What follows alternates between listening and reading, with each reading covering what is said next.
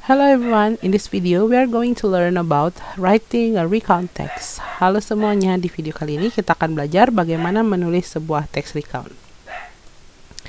As usual, I have a simple examples of the text here.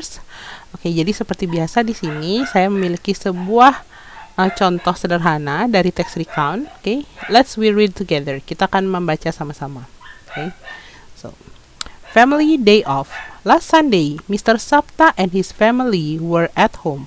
Mr. Sapta's family spent their time in the backyard. They enjoyed the warm weather. The bird chirped and the sun shone bright.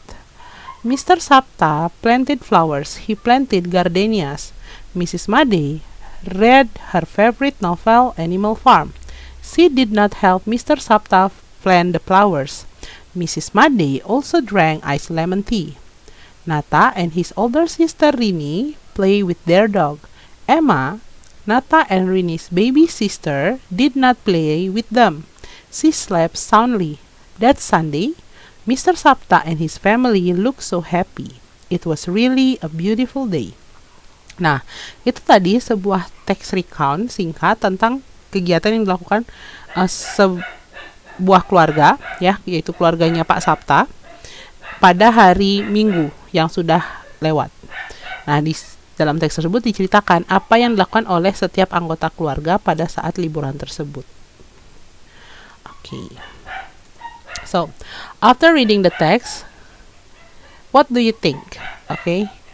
What things we should consider in writing a good recount text? Nah, menurut kalian, apa yang harus kita perhatikan ketika ingin menulis sebuah teks recount yang baik? Hal apa saja sih yang harus ada dalam sebuah teks recount agar teks recount itu disebut, oh ini teks recountnya baik, sesuai, gitu. Okay, let's we discuss. Kita akan diskusikan. Okay, now let's we observe the text, the previous text. Kita akan observasi atau mengamati teks tadi, ya, family day off. Nah, di sini kita akan lihat. Okay, yang pertama harus kita perhatikan di sini adalah ketika membuat sebuah teks, apapun itu teksnya, baik itu teks recount maupun teks deskriptif misalnya, yang perlu kita perhatikan adalah, nah, pertama title, judul. Judul ini akan menggambarkan topiknya apa. Jadi sebelum kita membuat teks, kita harus pikirkan dulu topiknya tentang apa ya. Karena ini adalah teks recount tentang pengalaman yang sudah terjadi, maka topiknya pasti tentang kegiatan yang sudah berlangsung. Di sini judulnya adalah Family Day Off, yang artinya hari libur keluarga. Nah, berarti teksnya sudah tahu. Oh, berarti teks ini akan menceritakan tentang hari libur di sebuah keluarga, apa yang keluarga tersebut lakukan, seperti itu. Nah, setelah title atau judul, jadi title ini menggambarkan topik dari teks tersebut. Dengan melihat judul saja, kita bisa tahu, oh, topik dari teks ini pasti seperti ini. Family Day Off berarti tentang hari libur sebuah keluarga.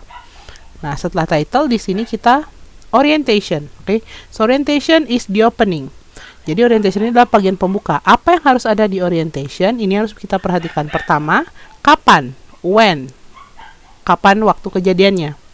Who? Siapa yang mengalami kejadian tersebut? Where? Di mana kejadian tersebut? What? Apa yang dialami? Nah, dari kalimat ini kita bisa tahu, ya, last Sunday, Mr. Sapta and his family were at home. Berarti hari Minggu yang lalu, Pak Sapta dan keluarganya berada di rumah. Kapan? Minggu lalu. Siapa? Pak Sapta dan keluarganya. Di mana? Di rumah. Sedang apa mereka? Di rumah, liburan, seperti itu. Nah, setelah bagian pembuka ini, kita langsung masuk ke isi. Okay, dalam recount kita sebut sebagai event. Events are series of activities in sequence. Events ini merupakan urutan kejadian yang diceritakan secara berurutan. Nah, karena di sini tokohnya ada beberapa orang, ada Pak Sapta dan anggota keluarga yang lain, maka akan diceritakan. Mulai dari pertama, Mr. Sapta family spend their time in the backyard. Oh, Pak Sapta dan keluarganya menghabiskan waktu di kebun atau di taman belakang rumah mereka. Nah, kemudian kegiatan mereka apa saja? Mulai diceritakan, oh, Pak Sapta sedang melakukan apa? Kemudian di sini ada istrinya, Bu Made, Mrs. Made, kemudian ada anak-anaknya, ya, ada Nata, kemudian ada Rini dan juga ada Emma. berikutnya, setelah menceritakan bagian event ini secara berurutan dari awal sampai akhir, nah, kita masuk ke bagian penutup. Bagian penutup ini disebut sebagai reorientation dalam recount. So, what we put in reorientation is how the characters feeling about the experience. Apa yang kita tulis gitu ya. Apa yang kita ceritakan di bagian reorientation ini adalah bagaimana perasaan tokoh tersebut terhadap pengalaman yang sudah dialaminya. Nah, di sini digambarkan, that Sunday, Mr. Sapta and his family look so happy. Pada hari Minggu yang lalu, Pak Sapta dan keluarganya terlihat sangat bahagia. It was really a beautiful day. Hari itu merupakan hari yang indah. Berarti kita tahu, oh ini pengalamannya pengalaman yang menyenangkan gitu. Terlihat dari semua anggota keluarganya tersenyum. Oke, jadi kita perlu ingat. Nah, ketika menulis recount text, kita mulai dari sini. Title, judulnya apa, yang akan menggambarkan topiknya. Kemudian bagian pembuka dari teks tersebut, menjelaskan tentang kapan, siapa, di mana, dan apa yang terjadi pada kejadian tersebut. Kemudian setelah bagian pembuka, isi, yaitu event, urutan kejadiannya secara beraturan dari kegiatan awal sampai terakhir. Kalau misalnya ada lebih dari satu karakter pertama melakukan apa sampai karakter yang lainnya. Dan terakhir penutup di sini. Nah, penutup ini adalah simpulan bagaimana perasaan karakter tersebut terhadap pengalaman yang dialami. Senangkah, sedih, kecewa gitu. Happy, sad, or for some disappointed, atau misalnya yang lain angry, seperti itu.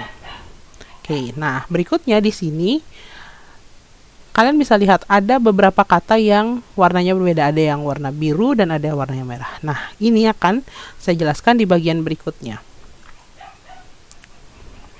Oke, seperti kita tahu, recount text ini kan menceritakan pengalaman yang sudah dialami atau sudah lampau. Lampau di sini bukan artinya harus selama bertahun-tahun, tidak. Kejadian yang kalian alami 1 jam yang lalu, beberapa menit yang lalu, kemarin, atau minggu lalu. Nah, di sini kita menggunakan yang disebut dengan simple past tense. Simple past tense adalah pola kalimat tentang kejadian yang sudah lampau. Nah, kalau lihat di sini, kata yang ditandai biru ini merupakan verb to, kata kerja lampau. Kata kerja lampau ini digunakan ketika kita menceritakan kejadian yang sudah kita alami. Mau 1 menit yang lalu, 2 jam yang lalu, atau kemarin, maka kita menggunakan verb to untuk kalimat positif di sini. Last Sunday, Mr. Sapta and his family were at home. Hari Minggu lalu, Pak Sapta dan keluarganya ada di rumah. Kemudian di sini, she slept soundly. Nah, pada hari Minggu itu, ini anak bayi ini bernama Emma. Emma ini sedang tidur nyenyak. Di sini bukan sleep ditulis, tapi slept. Bentuk kedua dari sleep atau tidur. Sedangkan kenapa di sini ada yang warnanya merah? Nah, warna merah ini menggambarkan atau merupakan kalimat negatif simple past. Nah, untuk kalimat negatif simple past yang digunakan bukan kata kerja bentuk lampau atau verb 2, tapi kata kerja dasar verb 1 atau verb 1. Kenapa? Karena di sini sudah menggunakan kata did not yang artinya tidak. She did not help Mr. Sapta. Artinya di sini dia tidak membantu Pak Sapta. Siapa dia ini? Bu Made. Ya, karena pada saat itu Bu Made sedang membaca. Nah, di sini kata membantunya tetap help, bukan help dengan akhiran ed. Kemudian di sini juga Emma. Emma tidak bermain dengan Nata dan Rini. Did not play, bukan play dengan ed, played. No.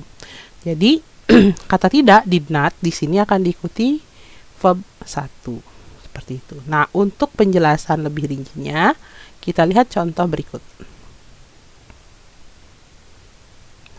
Hari Minggu lalu, Pak Sapta dan keluarganya berada di rumah. Hari Minggu lalu, keterangan waktu. Pak Sapta dan keluarganya subjek. Berada, kata kerja. Di rumah, keterangan tempat. Bahasa Inggrisnya, last Sunday, Mr. Sapta and his family were at home. Di sini, kata berada yang biasanya digunakan are berubah menjadi were. Kenapa? Karena kejadiannya sudah hari Minggu lalu, sudah lewat. Jadi, bahasa Inggrisnya adalah last Sunday, Mr. Sapta and his family were at home. Ini merupakan kalimat positif simple past. Maka polanya di sini adalah subjek diikuti dengan kata were, kemudian kata at home di sini merupakan keterangan atau complement, bisa diikuti objek tergantung kata kerjanya apa. Nah, sedangkan kata keterangan waktu bisa berada di awal ataupun di akhir. Oke. Nah, ini kalimat positif, polanya seperti ini. Subjek diikuti oleh verb 2, kemudian diikuti objek atau complement, keterangan. Berikutnya, nah, kalimat negatif simple past, Emma, adik bayi Nata dan Rini tidak bermain dengan mereka. Emma, Nata and Rini's baby sister did not play with them. Di sini Emma, ya, adik bayi Nata dan Rini ini merupakan subjek. Jadi di sini diisi keterangan Emma ini siapa? Oh, Emma adalah adik bayi dari Nata dan Rini. Kemudian kata kerjanya apa? Karena negatif ada kata tidak, did not. Kemudian bermainnya play, menggunakan verb 1, bukan play dengan akhiran ed. Ya, jadi did not diikuti verb 1, yaitu play. Dengan mereka, with them. Ini adalah keterangan. Maka untuk negatif sentence dalam simple past, polanya adalah subjek diikuti kata did not, atau bisa disingkat jadi didn't. Kemudian setelah kata did not atau didn't diikuti oleh verb 1, kata kerja dasar.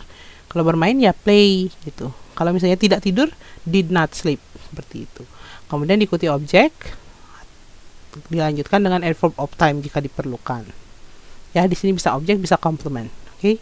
Jadi kita perlu ingat di recount text kita menggunakan pola kalimatnya dengan simple past, yaitu kalimat positif menggunakan verb 2, kalimat negatif menggunakan kata did not diikuti oleh verb 1. Okay, that's all. A little materials about how to write a good recount text.